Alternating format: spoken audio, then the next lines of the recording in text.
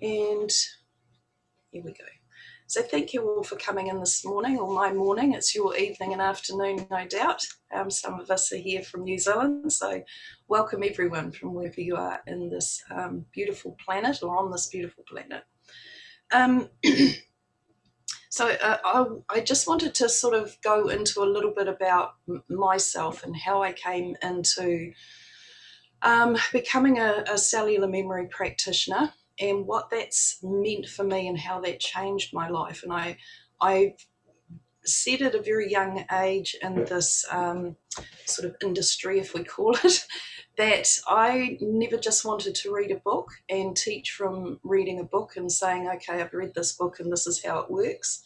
I've always said that I wanted to be able to experience so that I could teach from experience. So everything that I will bring through is learned from experience. And over the many years that I've been doing this, so this is for over 30 odd years, I have been on my own really broad spiritual opening and path.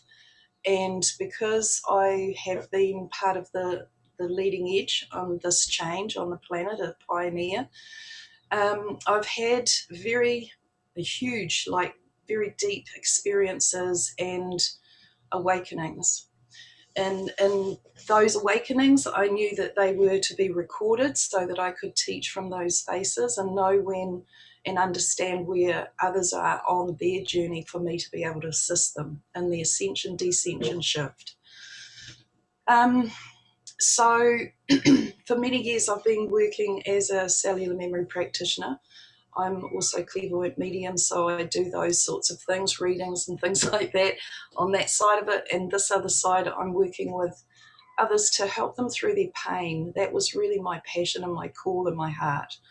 And just to sort of bring this in as well, that what used to happen for me was I had a lot of anger. I was brought up with a very big bully brother and I grew to be very angry. And over the years, I knew this wasn't who I was. So my journey was really taken on and formed by my brother and his reaction to me, the way he projected his stuff onto me. And so I started actually acting out from that place as well. So I was quite an angry person. And I suppressed it all. So I had a lot of eczema and dermatitis. I started hairdressing and I had to give that up because my hands were just so raw with dermatitis that I really decided just to leave it there. And from that point on, which was I was 16, I then just sort of, I don't know, drifted through my life, realizing that I knew what I was here to do, but it was how do I put this into place, and particularly as a young teenager. And I mean, I'm 62 now, or 63, I never remember. And so I was born in a time where there weren't a lot of medium clairvoyance, there weren't people that were aware and awake, there weren't a lot of them. And the only medium clairvoyant that I knew in that time, she was actually her street. They had a petition out and everyone was signing the petition to remove her from the street because she was the medium or the witch. So there was that sort of bag with it, so I was a wee bit afraid of that condemnation and judgment. So I was trying to make myself normal and not show that side of myself, which I didn't do a very good job of it. Everyone knew that was who I was anyway, but I didn't quite know what to do with it. But one of the main things that I knew as a child also was that I could see through the actions of my parents and my brother. And I could see, and it was like I had a link through and could see the wider and bigger picture of what they were playing out and why they were playing it out. And I didn't know at that point what I was to do with that information, but it always sort of stuck with me, that, and I questioned it often, just openly, on why I know this stuff. How did I know, and why do I know this, and what am I supposed to do with it? But as the years rolled on and I took realizing I couldn't throw it all away or hide it, I stepped right into my gifts and what I was about. So as at a 15-year-old, I was running seances on my own in my bedroom, trying to figure out a way to speak to the energies that were with me. Those seances opened a new door for me, and I'd tell everybody, don't do that. It's not it's not the best path to go down at all, but I didn't know how else, and I knew that that was something you could do, so that's what I did. It wasn't until I wrote my book that I realised that door had been opened and I needed to close that door, and that was many years later. So that was all done. But in the process of that, what also used to happen for me was that I had a lot of very dark entities that were almost hunting me, was the feeling I had when I was young. And it was a scary time when I realized, like, you know, the daylight was starting to fade, and I was going into my having to be in my bedroom at night on my own, and the fear that would come in for me was just immense. So I got to a point in that 15, 16-year-old where I wanted to understand what the fear was about. Why am I so fearful of this that is, to me, yes, they were beasts and beings, but they were also just energy as well. So I sort of had that awareness, but I couldn't put it into any sort of perspective, really. So I started to try and understand what the fear was in the dark, about the darkness. And I came to realize that a lot of my work was about going into that darkness and retrieving souls, lost soul. And a lot of the work that I do is clearing energies and entities, really, from bodies and land and homes and all sorts of other things as well. So there's a wide range of things and gifts, I suppose, that I've worked in all my life, and they all sort of bring together. You know, they all sort of come in together and they connect and they work.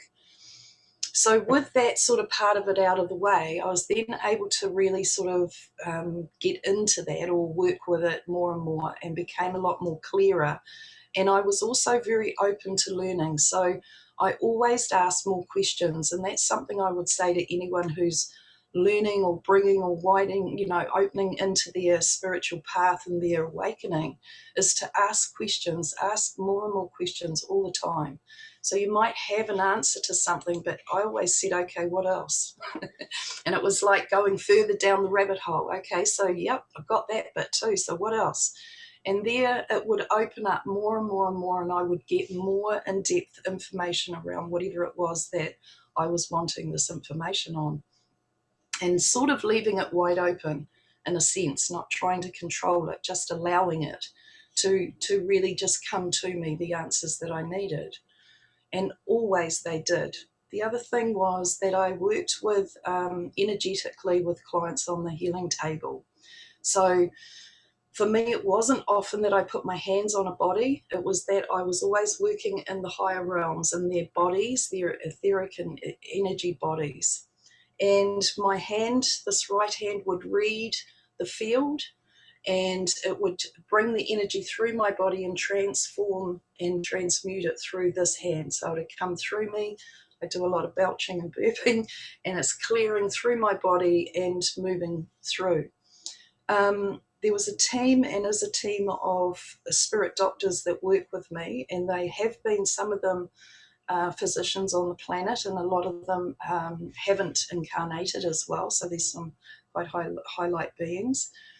I have an affiliation to the Arcturians, and the Arcturians have a lot of really amazing technology, healing technology. All of this was just learnt by spirit. So for me, I always just stepped in, allowed the energy of these beings to come through me. So they would step into my body and they would take their turn. And depending on what their gifts are and their abilities as to who they worked through me with, you know, so it wasn't always the same one coming in, but some of them were very small, and my whole body would be crouched in and my hands would be all weird, and I couldn't really stretch my arms out too well because the body in me was a small body. So lots of things I've learned through experiencing those energy fields I've been blessed to see the change in our energy field from our silicon into our crystalline. The amazing times that I've had somebody who's really stepped into that switch over, and the change that I've been able to feel in their field from when they were in their growth, you know, coming through, having these healings and moving into their higher body. It was amazing what was showing up on the table. So one of the really big things that I came to understand is that we do hold memories and store them in the cells in our body, and we are past these memories from our soul blueprint.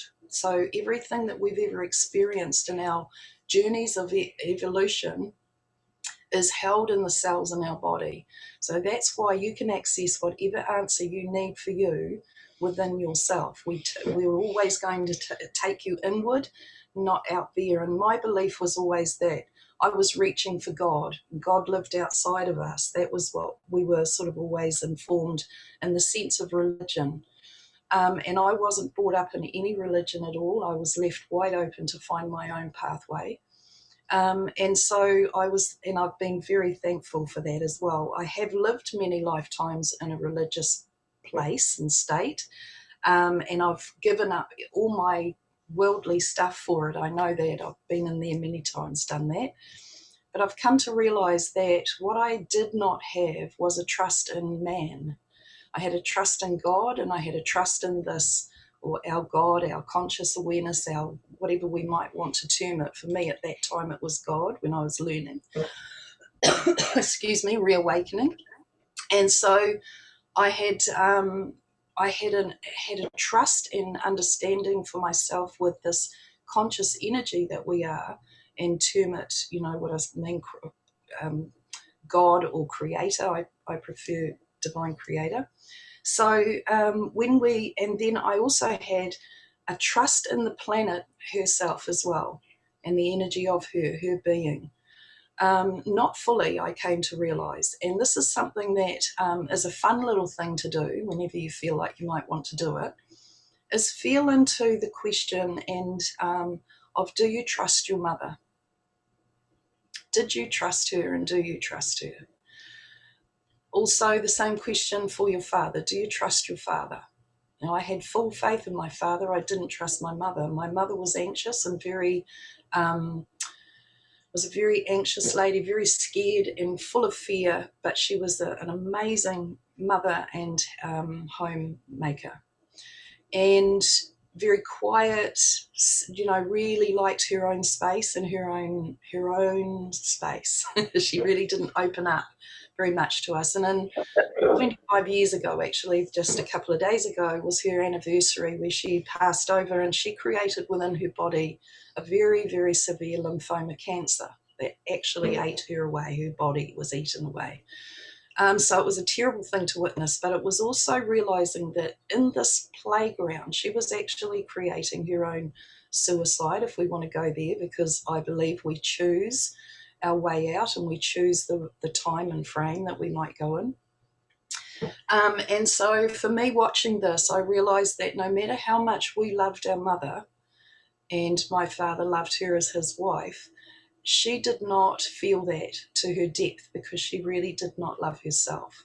And that was a huge awakening for me on her deathbed, her new life beginning. And I realized too that there were certain things that my mother did that I was following in her patterning.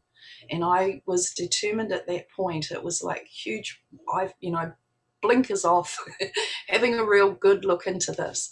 And I realized that I needed to come away from this experience here with her and take on board what I had seen and change some things within my life. And I think, you know, for us, people passing, our loved ones going, it does really give us a look into certain things, doesn't it, within our life, and it makes us assess and reassess and reset. So that's what I did. But I realised that Mum was a great martyr, and I'd taken on that martyring as well. I couldn't ask for help. Mum couldn't ask for help. So I did everything myself, and then I got resentment around people not asking me if I needed something, or if, you know, offering me any sort of assistance. So got myself through that, obviously, because I'm here in this community and it's such a beautiful space of nurturing and kindness and caring and generosity. So it's a beautiful place to receive. And it took me many years to learn to really receive. So in that process, and before this was happening with my mother, I was also very aware, like I'd said, about the emotional programming that everyone was running in my family and my immediate family and extended. And I started witnessing this, also knowing this with my friends and the groups that I was also hanging with. And there were different groups. I had different sort of clans that I ran with, which was interesting because it gave me a wide range of understanding different way people play things out. And I will call them playgrounds. So so with that, I was also very, very aware of what I was attracting to my life. Because I had this bully brother that I grew up with, I then left that family situation and I attracted to me abusers. So I went into very abusive relationships. So I was getting physically abused, often. And I kept questioning for myself, why do I not step out of these relationships? A couple of two major ones that were relevant. So over time, realizing that this was actually not what I really wanted. It wasn't what I knew myself to be either. It was like there was this observer standing here watching while Drama Mandy played all this stuff out. And what it was total reactive. So every time there was a situation, I just absolutely reacted. I didn't have a moment of quiet and just stillness to consider how I could respond to it rather than react. It was just total triggers. And I really got tired of attracting the same thing in because I started doing some internal emotional work on myself. And I didn't know really what I was doing. I just started breathing through whatever the emotion was that came up. And I started to get the inkling within me that there was more information for me to delve into if I just sat with it and went deeper. And so that's what I started doing. And this whole way that I was doing it just really opened me right into it. And it was like dropping through underneath it. Once you'd got to that place, you could drop through underneath all this turmoil and emotion. And here was the peace. And here was the freedom and the calm and this gorgeous state of just all knowing. And it was one that when I got into those spaces and those times, I just had a tear that would always come down my right eye, from my right eye, down my cheek. And I knew in those moments that I did not want to come back into this body fully and be present here on this planet because it was too painful. In this space here, it was just so beautiful. And I knew this was home. So I would be constantly really sitting, going, I just want to go home. I just want to go home. So every day I was in that way. In my heart, I'm calling for home. And I'd go out at night time and I'd look at the sky and I'd think, home's there somewhere. it's out there somewhere. And I knew that internally here connected me to that out there somewhere. So I was always looking for it. And one evening, I have two daughters. So my first daughter, she came in when I was still running a lot of my old program. And so she was a beautiful teacher for me to look at how I was acting out and what I needed to look at and change. So she was my reflector. Then I had 17 years with her, and at 17, when she was 16, she was 17 when my next daughter was born. And Bobby has taken me through the Crystal Children line. My oldest daughter was one of the indigo, like myself, and then Bobby's taken me through the crystals. And so I came to understand also about the children and why they're here, what they're doing with us, and how they work. So that is a class I'd love to get into one day. So with that, I was seeing that I I'd moved a lot of the old programming and patterning out by the time my next daughter came in, and I was determined that I was going to parent her differently because I'd now moved away a lot of the triggers, and I had come into more of a calmer space, and I could actually clearly now breathe before reacting to something. Not all the time, but most of the time. So I had a different parenting style with her, and it shows. It has shown. My oldest daughter had a lot of work to do and clearing a lot of my old program and hers too. Whereas my other daughters come in quite in a clearer space, and now my grandchildren are coming in a lot clearer space as well. So when I shifted something within myself emotionally in the old programming, then it moved my whole family. They actually didn't need to do too much work to move themselves through this. They just needed to carry on organically. It was shifting for them. So vibrationally, if we think about ourselves vibrationally, on a vibrational level, we will attract to us and magnetize to us what our internal vibration is. So we might get frustrated at what's showing up because it's not really what we had in mind, what we had imagined to come in. Because somewhere at the core of us, there was a real belief of something quite different. So as an example, we might feel like we'd like to get into, magnetizing in $1 million. And at the core of us, so in our being, we're in our awareness with that intention to bring in this $1 million, we have all the intention there, and we're putting all the energy to it, and then we're letting it go, and we're just allowing it to come to us as we might do everything else. And then what happens is we end up with $100 or $10 instead of the $1 million. And frustration. Why is that happening? It's happening because at the core of our belief system, we don't truly believe that we will ever maybe have that $1 million. That at the core of our belief system, we really believe that we're only going to ever probably make $10 or 100 or the 1,000, whatever it might be.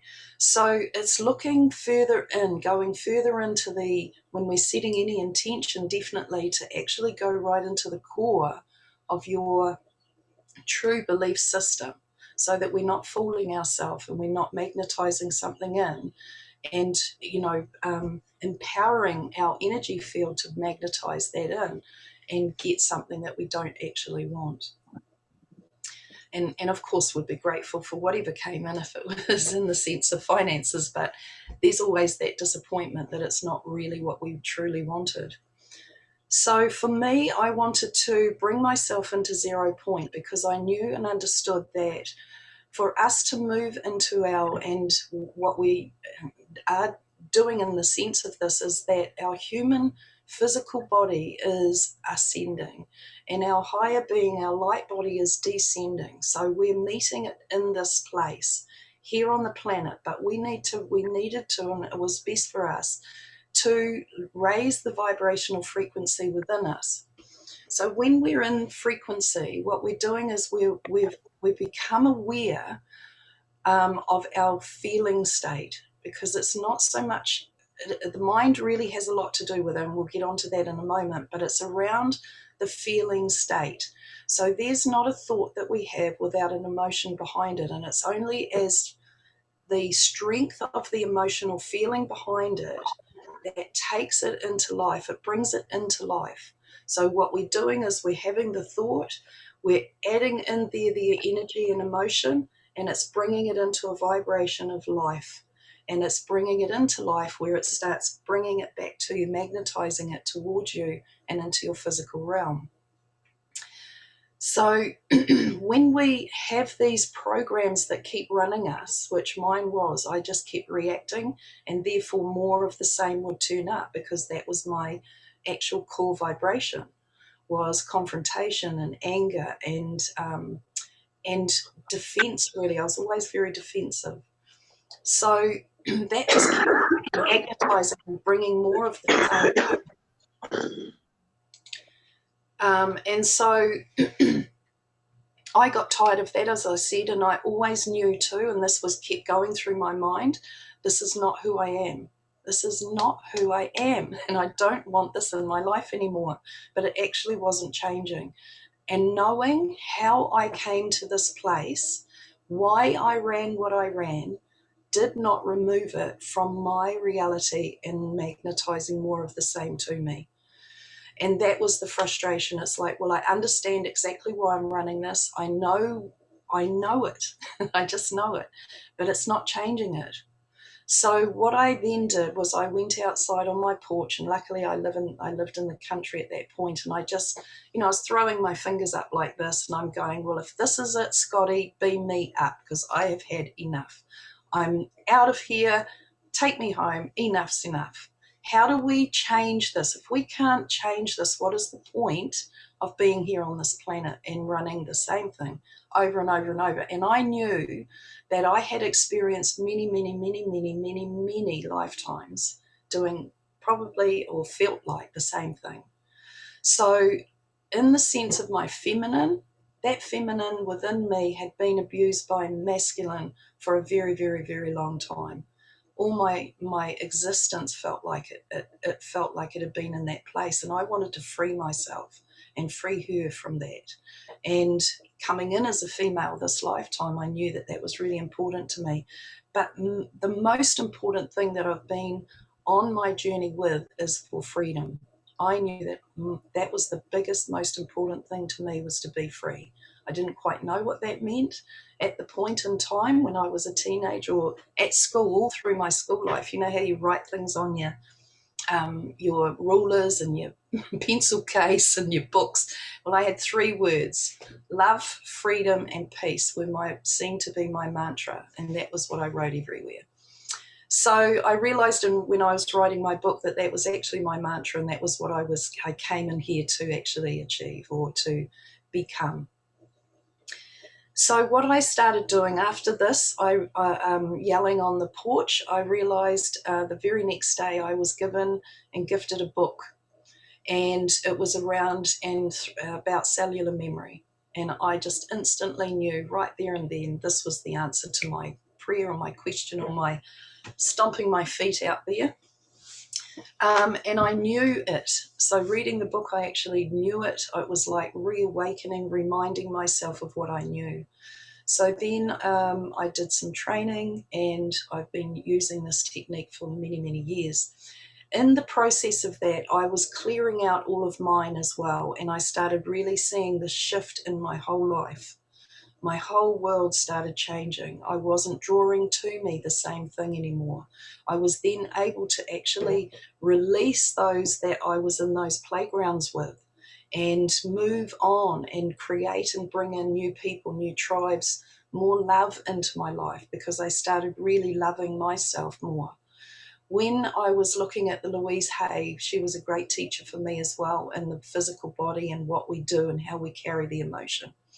And I have to say, in the many thousands of workshops I've run, taking through assisting people into their emotional place, Louise Hay's example of, the hips not being any, it's about hip hip hooray, no hip hip hooray in our life. All of those things showed up very much so. And as I was ticking them off as we were going through, to see exactly what was going on with people in the real time and space and those emotional programs and where they held those things. And many times Louise's stuff came up in those processes with people, so it was lovely. So I realized too that what we are doing, as soon as we have an experience and our body takes that on, so we have an experience, now it's an actual memory. We've experienced it, it's embodied into us. And again, it's the impact as to what extreme that may be. And sometimes, I have to say this too, we might think that it's all really traumatic. Some big, huge trauma thing might have created one of the biggest patterns that we run in our life and has created many experiences of feeling the same over your life.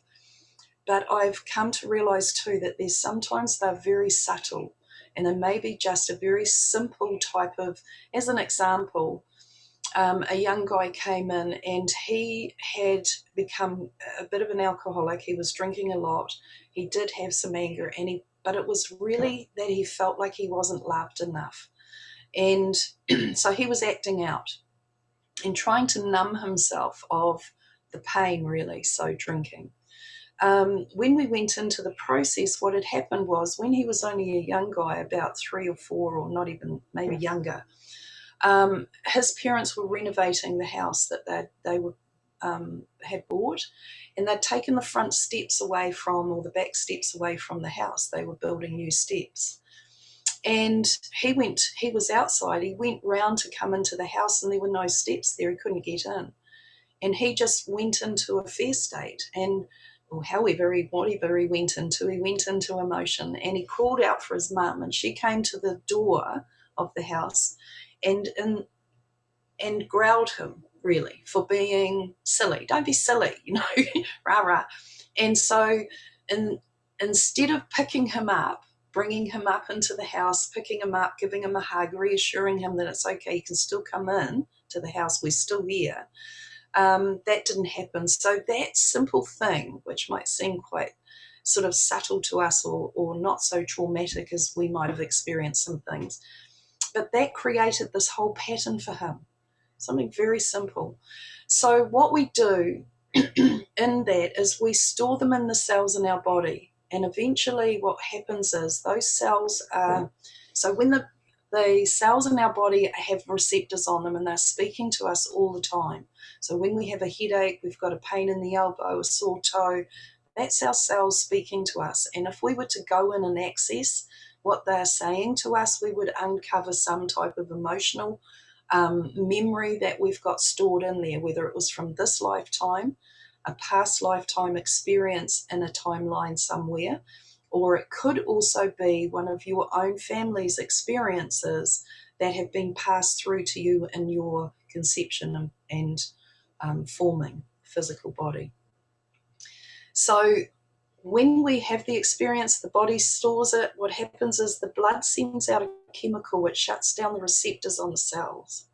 And those receptors are shut down, that cannot communicate anymore, so they die. The cell will die. As it's dying, the cell throws the memory into the next cell. Same process. Blood sends chemical, shuts the receptors. So eventually this just continues.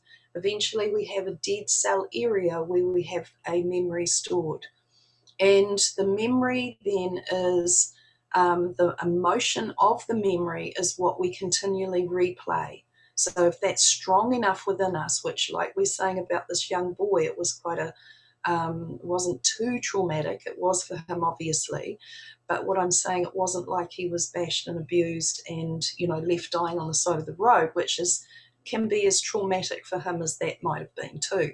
So what we're meaning is that this emotional, whatever it is and how big it may be to anyone, is what attracts in more of the same. So when we go into the process, what we're doing is you're not going to be, the memory's not going to be wiped out. You're going to be sorting out the emotional triggers in the memory.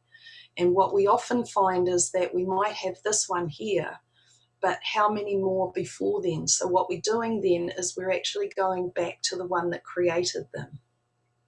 So that may be that it goes back to when I was 1 year old, it might be in conception, it could be back into a past experience of another timeline. It could be something that we go back to and stops in around 10 years old. So it's processing and coming back to the one that actually crystallized that emotional pattern. And once we've moved that through, what we're doing is we're breaking down the network. So we might have an experience here. These are the emotions that are coming off that experience. All of these emotional states here have created another lot of experiences, and it's like this big spaghetti network. So when we come to the one that crystallized that emotional pattern, we're then breaking down this whole network of all the others that connect to it. So while we are in that state of running the same all the time, what we're also doing is we're running usually denser emotional state. And the denser emotional state is the sadness, the guilt, the shame, all of those sort of old emotions that we've probably all had enough of over our life. And these emotions there, and it was like when I was asking about this process, it was like I was showing coming in. So say here's the flat line, and under here is all the denser emotion that we run. And then we come into flat line. Once we've come through that, and that's like, and I said, but that's like death. And they go, yes, yes. So we create a death within our old self of all the old emotional program that we used to run. And then once we flatline, we go into, and that place for me was quite a limbo space. So we flatline, and then it was like being in this limbo space for quite a few months. And then it was like being able to start accessing more of the joy and more of the higher emotional spaces. And I used to also get really annoyed in this dense emotional program that I ran of not being abundant, feeling that I was always in lack, that there was never the financial support around me that I knew I could access, but it wouldn't come in because my dense emotional state was sabotaging all the good stuff. I'd get a little bit of it, but it would never hang around for long. It'd always be overplayed by something, dramatic and traumatic and things. So I was always having to go back to try and find that space where I could bring in that more of that abundant stuff. So it was like a treadmill. It just kept going and going and going.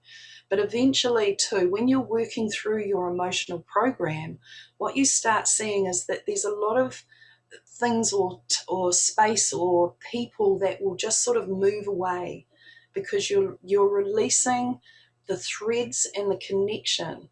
So what we're doing is we're magnetizing to us those that are going to play out for us and validate the way we feel or what emotional program we're running. So for me, I couldn't even tell myself I loved myself. If I did the Louise Hay thing, look in the mirror, say you love yourself, I would try to say, Mandy, I love you. If I tried, I would start heaving, like I actually couldn't say the words. I was literally heaving as though I was going to vomit by trying to say those words to myself. And I thought, that is just so incredible that I don't love myself. I couldn't do that.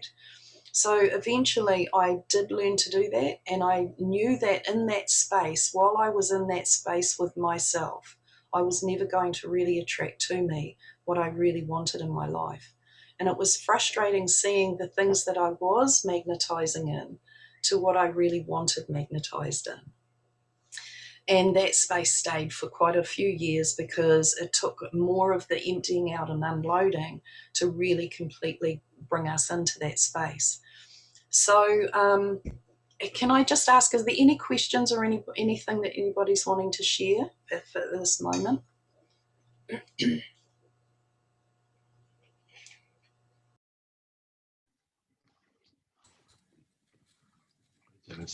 Janine, yes? Just you talking about how freedom was for you when you were a child triggered a memory in me of exactly the same thing. And I believe that that when we are awakened beings, most of our life, we know that awakened state of being. We also know that in our sovereignty, we are free. And so for me, I rebelled all the way through especially my teenage years, and just rebelling against society's rules and the rules of this particular reality that we've found ourselves in. So I just thought, oh yes, that's interesting that you bring up that freedom being such a big thing for you right through school, because it was exactly the same for me, and even now, of course. So yeah, thank you. Thanks, Janine. And it was huge for me. I really wrote it everywhere. And within myself, I knew, like you're saying, there's that sovereignty. We know that it's who we are, really. That is what we are. And even now I have a hard time to try and, agree with the comments that I hear about we are controlled. I have a really it's not that way for me. I do not feel like we've ever been controlled.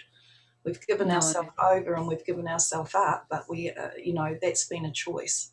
And so now it is about taking back our sovereignty and now grabbing our space, claiming who we are and really bringing our hearts to the table. And that was a big thing for me, was to clear the wounding that I was feeling in my heart that was forever wanting to shut off and protect itself. And I knew that this journey, this lifetime for all of us was really about the heart chakra and the heart center. And we needed to clear all the stuff that kept us from coming into that space. And to be vulnerable for me was just so scary. I just did not like being vulnerable. And I would avoid any situation to be, if I was feeling like that was going to be a little bit uncomfortable, then I certainly wouldn't want to go there. So in the process of when we clear these fields, because what we're doing in that is, in the state of claiming ourselves, we are in the process of clearing the emotional programming. We're also collecting ourselves up. So we're going from a 3D healing state into 5D holding, and we're completely bringing ourselves back to self. So in all the timelines that I went into, what we might call or term past life experiences, those soul experiences we have left, and this is me, I know for myself, I've left many parts, or had left many parts of myself in many timelines. And I know for the clients, a lot of clients coming in, we've retrieved and brought back some of the fragmented parts of themselves also from timelines. So in those timelines, and if we look at history, we've been the ones on the planet that's come back many times and played out and created the history and the story that's been on the planet for many lifetimes. So within our being, we have really passed over and out of those lifetimes in very traumatic ways often. We didn't realize that what we could do is create a way out that was so peaceful and calm, and just taking a breath and leaving the body. We had to create some traumatic way that we went. And often, if we look at history, it's been through battle, a lot of it, and war zones. So in that space, what we do is we've left a part of ourself, our essence, in those timelines. So in clearing the emotional connection to them, and that's why it's important when you have an emotion to ask when before then. So the cells will bring up, if you sit quietly with eyes just closed, you can say, feel the emotion, and sit in the emotion, and then you know that that's been created today from a situation. That's why you're feeling this. And therefore you sit in it and you go, okay, so when have I felt like this before? And instantly, and it may take a little while, just be patient, but your cells will throw up another experience that you've had that resonates and is the same as the emotion you're feeling in that moment. And you get that and you go, okay, when before then? And the cells will throw up another memory that connects to that. And then when before then, and when before then, and when before then. And you keep doing that until you go back to the one that you can't go any further on. It'll stop somewhere. And in that one there, that's the one that's crystallized this whole emotional pattern. So when you work on that one there, you're actually clearing all of this here out. So the way that we work on that is that you're going to speak from the young person that you were in that time. So it's the young person within that's still carrying the pain, the wound from that experience back there. So therefore we go in and we allow this young person, this young one of you, to actually speak energetically to the people involved in that memory and that experience. Because often we store them because this young one has not had the opportunity to empty out and express themselves. We don't need to go face to face. This is not what it's about. And if we're just about out of time, which is I just want to keep going because there's so much, but it's like when we go face to face, what we're doing is we're blaming someone else often. And it's not about them. This is purely about you and your experience. Because really and truly, what we came in here to do was to experience. We came in to experience emotion, because actual spirit, they don't carry emotion like we carry it in the human field. So it's something we came in to experience. And I knew for me, this was what I needed to master, was my emotional field and my emotional, because I felt like until I got that under control, nothing else was going to be ever in any sense in my life. It's all just going to be really random, coming in at me, and me just dealing with stuff like I did in my earlier years. Now I choose what I wish to experience. So if we think about ourselves as being vibrational, anything that is out of alignment with us is going to kick up in our face. And that's something that is not to be, it's not all about balance. It's about looking at what is not in balance so that we can clear it out. And that there creates the conflict or the pushing against. And then what we're doing is we're coming into that space where we're in the higher frequencies of which I believe for me, and love's beautiful, but we don't know really how to love. We don't know actually what real love really means, because we've worked in love in a sense of wounding. So everything that we've ever gone into is because of an emotional wound somewhere, and that creating more of the same and magnetizing more to us. Even though we know love, we haven't actually been here unconditionally, loving unconditionally. And if we look at Neil Donald Walsh's books, Conversation with God, has anybody read those books? Because they're fantastic.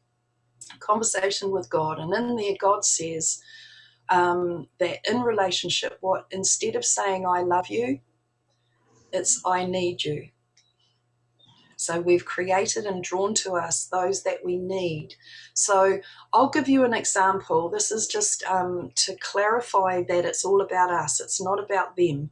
So we have a vibrational frequency. We're running that frequency from the feeling state that we're in.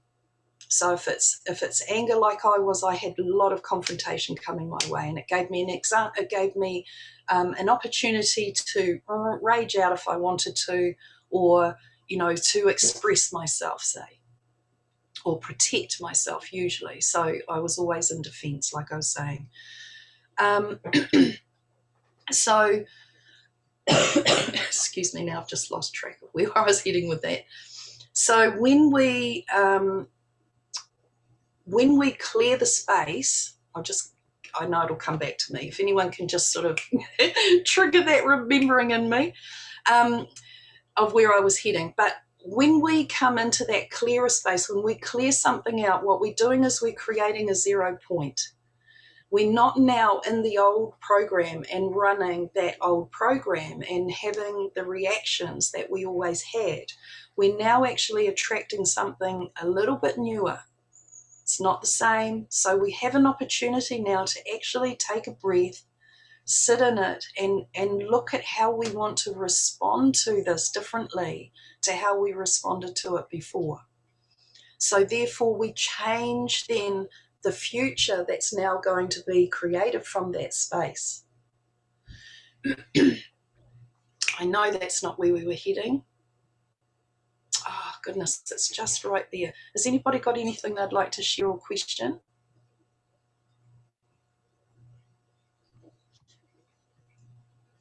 The change always has to start with us, doesn't it, Mandy? It does, absolutely. Yeah. That's where I was going. So thank you, Janina. So what happened for me was, because we do blame. We think that it's because this person did that to me that I'm feeling like this. Whereas what's actually happening is they're coming in to validate a feeling you've had with them, or in the feeling state that you're in, not so much with them. They're just the person that's showing up to show you. So like I was angry, so therefore I had more angry confrontational people magnetized to me. So they're validating to me what I was feeling within myself. Yeah. So when we have the emotional program that we run, and it's um, um, well, it can be anything. Those people there are coming in to play in your playground. You're the one creating everything in your world. So you've just asked these people to come in here now and to play out for you what it is you're looking at healing. So it's whatever's showing up from these people here, they're trying to show you as a mirror for you to see what is required for you to shift within yourself. And when we do that, what we're doing then is we're shifting this through the planet. And this is another class that I really want to get into here, is that our body is the same. She and us are the same. Our bodies are the same. We have that connection from spirit, from the God essence, that divine creator that brings through and helps us bring in that divine energy throughout our form. So when we have something running within us, what we're also doing is we're magnifying and transferring with her. So this is all us running our stuff. If you look at the world, this planet has absolutely accepted us running whatever wild, traumatic stuff we want to run. She's just allowed and stood back and said, okay, you go for it, humans. And you see what you want to play out. You've got a choice here. And what we haven't realized is how much it affects, I believe. We might hear in this room, but there's a lot out there that aren't realizing that what they are doing and that how they are in this body is also what's affecting our planet and her body. We are the same. So when we release something here, it also helps her release her old timelines as well and her old playgrounds. So for me, that's what became so very, very important to me. I absolutely love this. Well, in New Zealand, in Māori New Zealand, we call her Papatūānuku. So for me, Papatūānuku was my heart, absolute heart, and I have always done whatever I could to assist her in her ascension and to help humanity move into their beautiful, peaceful, freedom, loving state rather than in the pain that I've seen and the pain that I know myself has been in. So when Spirit showed me a body without skin, so when I looked at this body, it was an absolute machine. And I thought, gosh, this form is actually a machine. And what it is here to do is to keep us alive. It's going to do everything it can to keep us alive here. So it fights all the antis that come in that are trying to, maybe take us out. So when we're in the state of holding our emotional programming and rerunning, whenever we have an energy of a memory in our cells in our body, and remember how I was saying it shuts the receptors down, blood comes in, shuts the receptors down, and it shuts the cell down and they die. This there is where we create an illness or disease in this old dead cell area from this memory. So we might dive into the memory when we have a cancer tumor. We need to dive into the cancer tumor and find what the memory and the trauma was or is in that cancer tumor. It'll have a story. And when we uncover and unfold and move through and really work on the emotion of it, it will dissolve. So I repaired 2 broken toes. They weren't actually just broken. The doctor told me they were absolutely smashed. And I knew the thought that I had when I went in and actually created that happening where a stool fell and broke my toes. So I knew what had created it. So what I did was, once I realized what I'd done a day later after wallowing for 24 hours about breaking another bone, I then went into the process of rewiring the conversation basically in my mind. So I went in and rewired that. And then I went into the foot, into the bones and the toe and repaired the bones. And my students saw the broken foot that day. And then the following day, after I'd worked on it, saw how it had gone back to a normal foot other than black and blue. I didn't work on the bruising. I don't know why I didn't, but I'd repaired the bone and the swelling had gone down. I was able to walk again like I hadn't even broken my toes. I've done many things in that sort of way. So I know the power that we have within us to actually really heal our body and clear up any illness or disease that we have in it. And so the body with no skin on, we saw it as a machine. It's here to help us and to actually keep us alive. Then what it did was they showed me they put the skin on the body. And then I thought, oh my goodness, now I see this has an identity. I can see the identity. So our skin, anything going on with our skin is about our identity. So in that, I saw that we had this. Then they showed me the alignments that happen when we birth in. So we have planetary alignments. We take on our numerology, our name and our date of birth that we're given is also a vibrational frequency that helps our soul do what it came in here to do. And that's another class on numerology that I do, different way that creators taught me. And then what I was shown was that these characteristics, we take on a character and we play out what it is that's necessary for us to play out for those who are in our immediate family in particular. And so what I saw was my ex-husband, who was a very sort of a domineering and possessive type of dude. I saw him showing me that he was here to reflect to me what I needed from him to heal the old wounds that were coming up when he played out his stuff. So it wasn't about what he was doing, it was about what I was feeling. So then it was that, okay, so all I needed to do now, which I realized I was not in forgiveness of him, I hadn't forgiven him, but in that moment I realized there actually was no forgiving. I was thanking and blessing him. I was so grateful for what he had brought into my life for me to heal the old wounds of pain, abuse, rape, all sorts. So that whole process showed me that and really clarified for me that it's not about what they're doing. It's about what we do with the emotion and the feeling state afterwards and the understanding of it. Any questions? Anything that anyone would like to bring up after that spiel? Yes, Tim.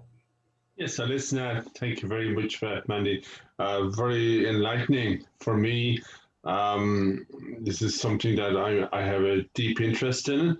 I've always been a bit odd, strange, in loads of different ways, which I don't want to get into.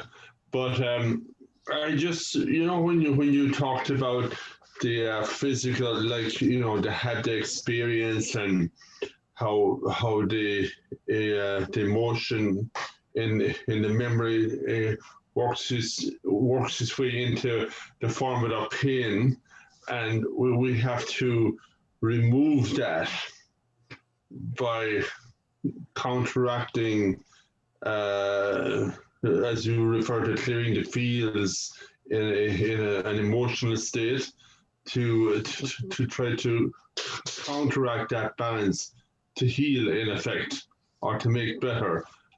What I was wondering, and it may be a silly question, is do we all have that within us, to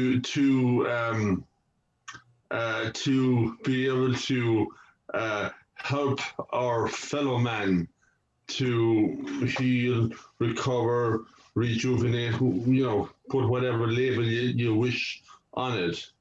Is that something that we all have the capability, or is it just some people for whatever reason? It's I believe everybody, but I do believe there's ones who may have a stronger call, in a sense. Their heart might be calling it stronger, than somebody else maybe. But definitely that was my heart pull. I was here to help. I knew that I was here to help people through their pain. And the other thing that I really wanted to just mention here too is, if you're worried, or you're not worried, wasn't the word, if you're wondering what your purpose is and what your passion is, because for me, I was very passionate about the planet. I was very passionate about, I still am very passionate about so much. But what angered me, and this is where I found my passion. So our passion can be in our anger. And that's something that I don't know that many people sort of realize that. But I would be really sort of annoyed and angry, and it was anger that used to come up around people putting, or doctors particularly saying you've got cancer and you've got probably 6 months to live. Oh my goodness, that really got me. And also giving medication that had such severe side effects, never mind what the the illness or disease might be, but the medication that has so much destructive energy to it as well, with the side effects. And I know that it all has its place. I'm not saying it's shouldn't be there. I so know that the medical system has a place here, definitely, and it's a great place. But I also knew that anger meant something. Why do I get so angry about people, sort of trying to make themselves well? And it was that I really knew that we don't need to do anything like that. We don't need medication. If I can feel my body, excuse me, if I can feel my body out of balance in any way,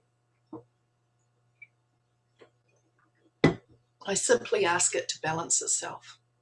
If I feel like I might be low on iron, I ask my body to balance itself in iron.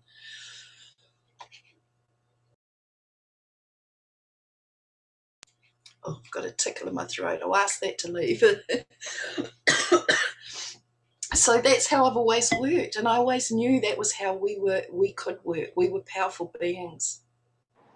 And so we can repair. If we chopped an arm off, we could actually grow another arm. Well, we don't actually believe, I don't think we believe that.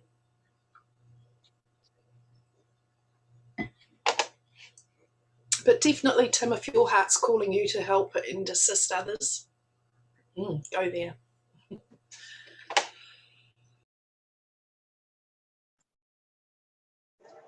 Does anyone else have anything to share?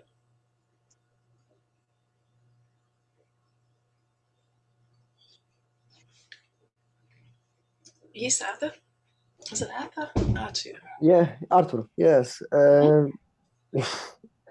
Like, until half of your story, on the beginning, I thought it would be something different, yeah? Because, like, I feel like I'm on a therapy, yeah? By listening your story, yeah? My body, like, the top of my skin was just burning. I felt like I'm in sauna. Like, I just sent you the message. I had some, like, I realized that, for example, you said that it's hard to say to this person who did something wrong to you, yeah, like, direct.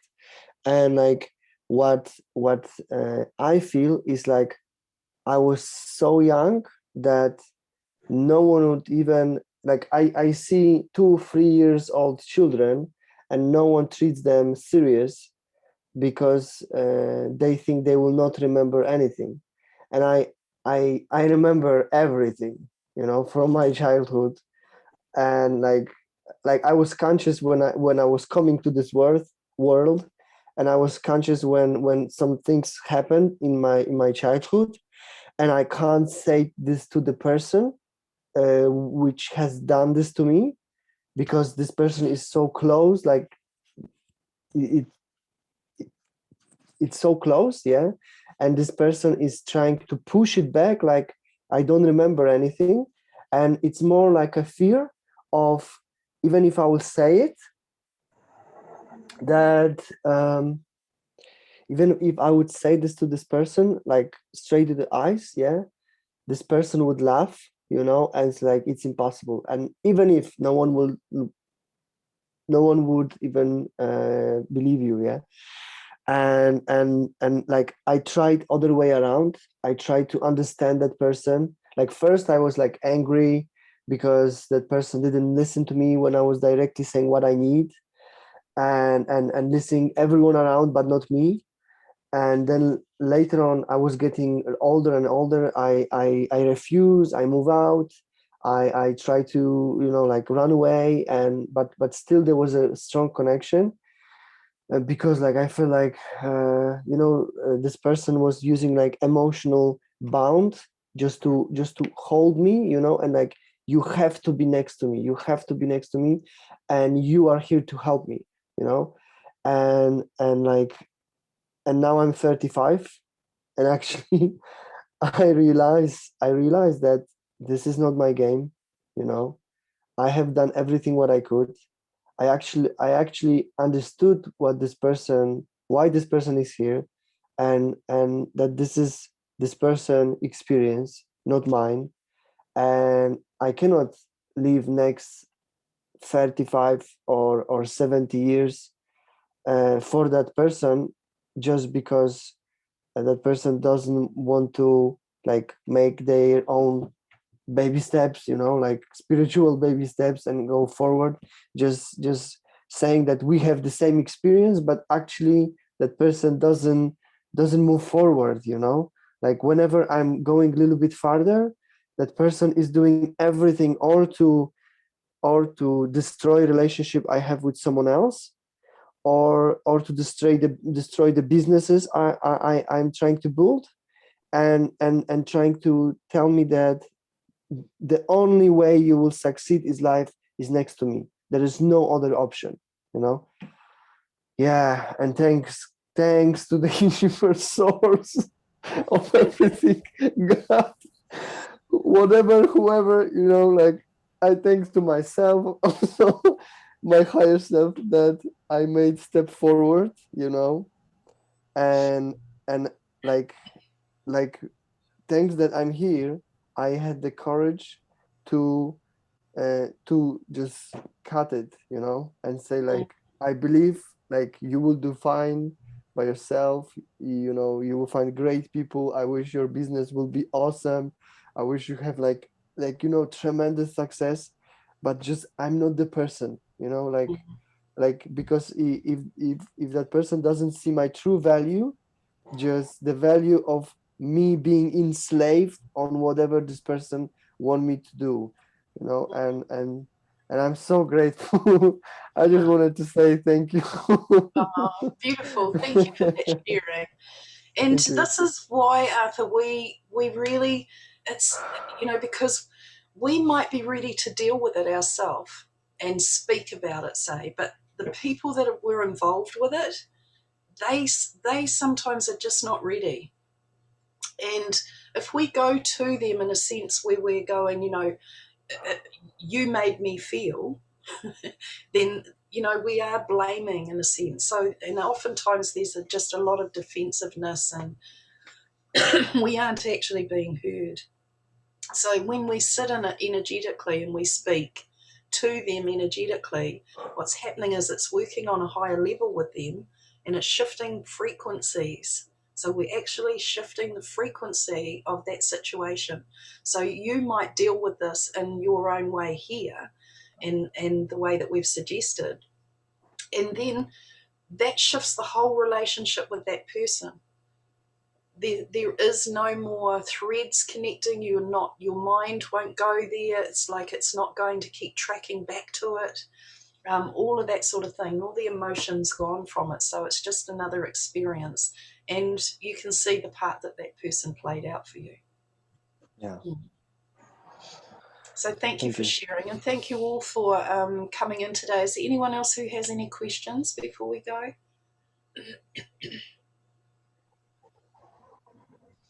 No? Okay, beautiful. Well, thank you all so much. And if anyone's, needing any assistance through anything like this, the emotional program, then just, let me know. All right. Thank you so much. Have a beautiful evening, afternoon, day, wherever you may be. And Thank you, take Mandy. very good care. Lots of love. Lots of love. Thank you. Welcome.